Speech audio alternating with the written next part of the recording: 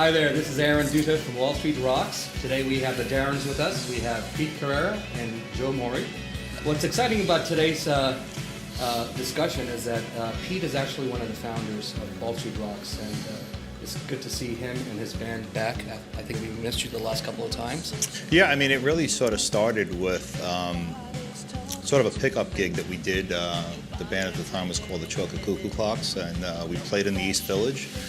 And the turnout was unbelievable. We played at Kenny's Castaways. We filled the place. We filled the two places next door. I think we had 50 people on the sidewalk at all times, all night, trying to get in. And we sort of got together with what ended up being the co-founders of Wall Street Rocks, and it was really Leslie's vision. Where the very next day, Leslie and I had lunch, and she said, "Let's take this and form a nonprofit out of it, and get some backing and sponsorship, and let's do this for real." And I was like, yeah, okay, no problem, right? Thinking I'd be like, all right, this is another lunch, and we'll never hear from you again. And a couple days later, she's like, all right, I just booked Irving Plaza for December, and I need you to play one more time. Right. And the oh shit moment. The oh shit moment, and we I think we sold the damn thing out, a couple weeks before the show. It was a huge success, and that was really the inaugural Wall Street Rocks kickoff. Kind of re-inspired you and others for the platform to say, hey, let's get back in the game again. Yeah. So what ended up happening after that is, the band started lining up. People started sending, audition links, and Leslie and I go through a lot of listening to pick, and we came up with, let's have all these folks play in the middle of the year, and let's set up a text to vote. And let's have them win a spot at the year-end show, which is where we're at for this year for 2013. Right. Yeah. So we got together. Pete and I got together and formed the Darrens back in 1985, and we were together for a little over a year. We did pick up gigs as well, but really the Darrens we were a recording group. We wrote our own material and we recorded it, and we were trying to get a record deal, and back in the day it wasn't that easy. We had some interest, but not enough to keep us together.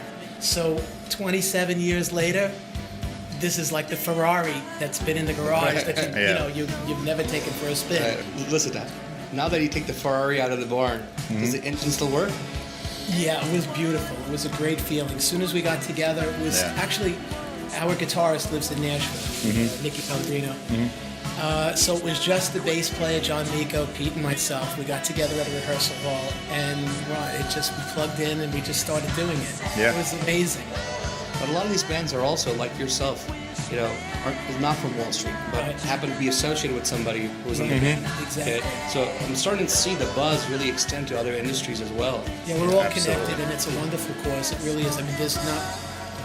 Everyone knows somebody that has a son or a brother or a cousin that's serving, and they're doing a great job.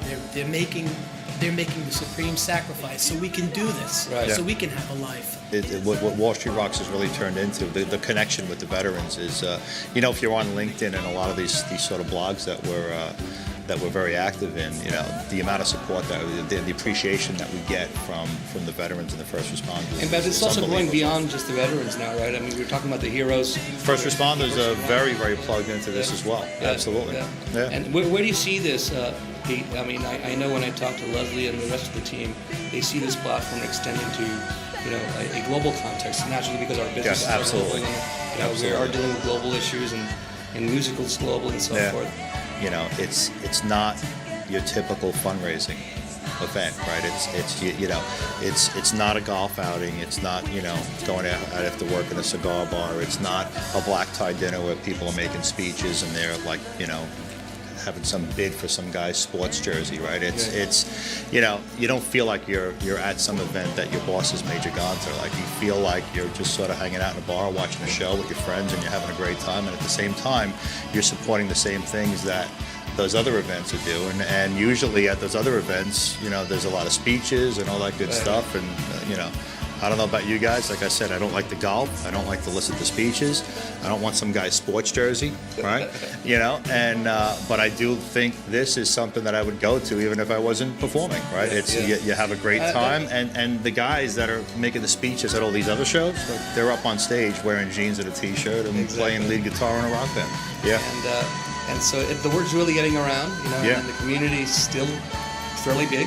Okay, although it feels very small and gets smaller and smaller all the time.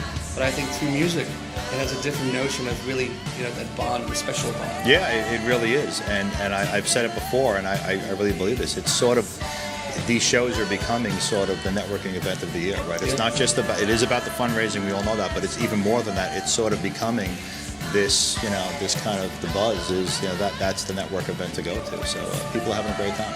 Good. Well, thanks for joining us today. Thank you, Aaron. And we'll see you at the show. Yeah. Aaron? You bet. Thanks, Peter. Good to see you. See you, man. Good. Come to the show.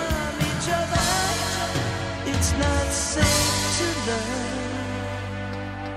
You think I learned by now that it's just not safe to love.